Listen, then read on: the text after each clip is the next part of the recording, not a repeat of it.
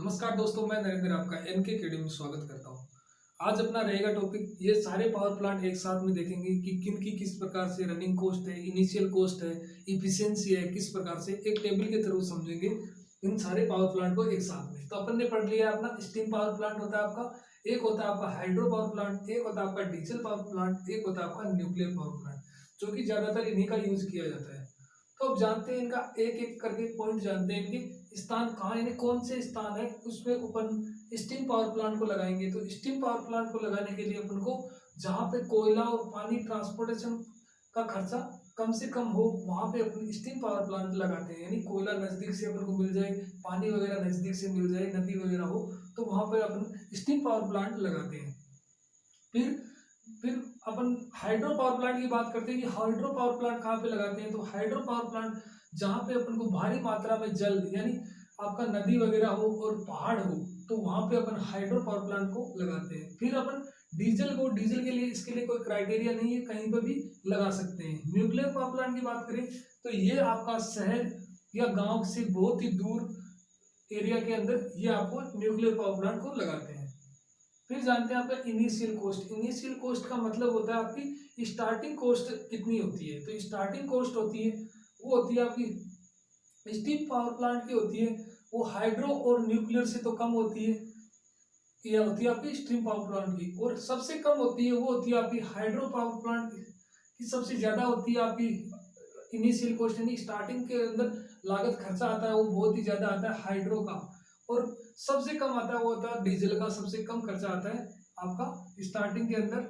और nuclear power plant का सबसे ज्यादा आता है स्टार्टिंग के अंदर कॉस्ट आती है। तो न्यूक्लियर की सबसे ज्यादा आती है क्योंकि उसके अंदर सेफ्टी वगैरह का ध्यान में रखना पड़ता है। फिर जानते हैं अपन रनिंग कॉस्ट, यानी चालू कंडीशन के अंदर किसका खर्चा ज्यादा आता है। तो चालू कंडीशन के अंदर हाइड्रो स्टीम पावर प्लांट के अंदर आपका हाइड्रो और न्यूक्लियर से तो ज्यादा कॉस्ट आती है आपकी स्टीम पावर प्लांट की। और हाइड्रो पावर प्लांट की बहुत ही कम खर्चा आता है क्योंकि पानी है जो कि नदी से गिरता रहता है, तो कोई फ्यूल वगैरह की तो जरूरत रहती नहीं है। तो हाइड्रो पावर प्लांट की आपकी रनिंग कॉस्ट है वो बहुत ही कम होती है, सबसे कम होती है इन पावर प्लांटों में से सबसे कम होती है वो होती है हाइड्रो पावर प्लांट की। डीजल पावर प्लांट का सबसे अधिक खर्चा आता है क्योंकि डीजल महंगा रहता है और डीजल के अंदर आपकी स्टार्टिंग जो रनिंग कॉस्ट है वो सबसे ज्यादा होती है आपकी। हाइड्रो से तो ज्यादा बाकी से कम होती है न्यूक्लियर पावर प्लांट की आपकी रनिंग कॉस्ट की बात करें, चालू लागत की बात करें तो। फिर अपना नेक्स्ट पॉइंट रहेगा फ्यूल एवं ट्रांसपोर्ट। ट्रांसपोर्ट की बात है, फ्यूल अपन कहाँ से, फ्यूल का खर्चा किस प्रकार से होगा। तो फ्यूल का खर्चा ये होता है स्टीम पावर प्लांट का होता है मैक्सिमम, और हाइड्रो का कुछ होता नहीं है, आपको पता ही है पानी होता है तो पानी वो नदी के अंदर आता है, वहीं पे अपन हाइड्रो पावर प्लांट लगाते हैं तो वो होता है इसका जीरो। और ये होता है डीजल पावर प्लांट का होता है हाइड्रो और न्यूक्लियर से ज्यादा होता है।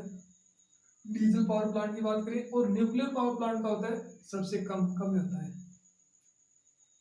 और क्लीन की बात करें, साफ सफाई की कौन सा सबसे ज्यादा गंदा रहता है तो उसकी बात करें तो सबसे गंदा रहता है वो रहता है power plant, steam power plant रहता है क्योंकि कोयले की वगैरह डस्ट वगैरह होता है तो वो सबसे गंदा रहता है। और हाइड्रो पावर प्लांट होता है वो सबसे साफ रहता है क्योंकि जल की वजह से साफ ही रहता है, और डीजल भी साफ ही रहता है आपका। और न्यूक्लियर की बात करें तो ये स्टीम से तो कम गंदा रहता है, स्टीम सबसे ज्यादा रहता है और स्टीम पावर प्लांट से कम गंदा रहता है न्यूक्लियर पावर प्लांट। नीटा यानी आप अगर दक्षता की बात करें, इफिशियंसी की बात करें तो आपकी स्टीम पावर प्लांट की दक्षता होती है वो होती है आपकी 25% यानी 25% दक्षता होती है स्टीम पावर प्लांट की। और हाइड्रो पावर प्लांट की दक्षता होती है वो होती है आपकी 85%। और डीजल पावर प्लांट की होती है 35 यानी 35%। और न्यूक्लियर पावर प्लांट की दक्षता होती है स्टीम से तो ज्यादा यानी 50% के लमसम होती है आपकी न्यूक्लियर पावर प्लांट की। फिर देखते हैं आपका मेंटेनेंस कॉस्ट। मेंटेनेंस कॉस्ट यानी मेंटेनेंस का खर्चा कितना आता है। तो स्टीम का तो सबसे ज्यादा आता है, स्टीम पावर प्लांट का सबसे ज्यादा खर्चा आता है। फिर आता है हाइड्रो पावर प्लांट का खर्चा आता है मेंटेनेंस का, वो सबसे कम आता है। और आपका डीजल पावर प्लांट का भी कम ही आता है, और न्यूक्लियर का भी बहुत कम आता है यानी मेंटेनेंस खर्चा।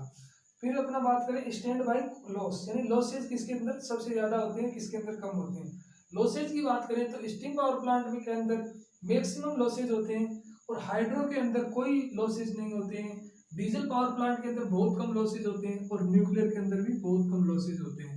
तो ये हो गई आपकी स्टीम पावर प्लांट की बात, हाइड्रो पावर प्लांट की बात, डीजल पावर प्लांट की बात और न्यूक्लियर पावर प्लांट की बात, कि किस प्रकार से इनके अंदर आपके डिफरेंस वगैरह हैं और इनकी किस प्रकार से क्वेश्चन बनते हैं, जो कि एक ही सारणी में आपको सारा उपलब्ध है। तो इसका स्क्रीनशॉट ले लो और उनको नोट कर लो, क्योंकि एग्जाम की दृष्टि से बहुत ही इंपॉर्टेंट चीजें हैं। तो थैंक यू दोस्तों, अगर वीडियो अच्छा लगे तो लाइक एंड शेयर जरूर करें।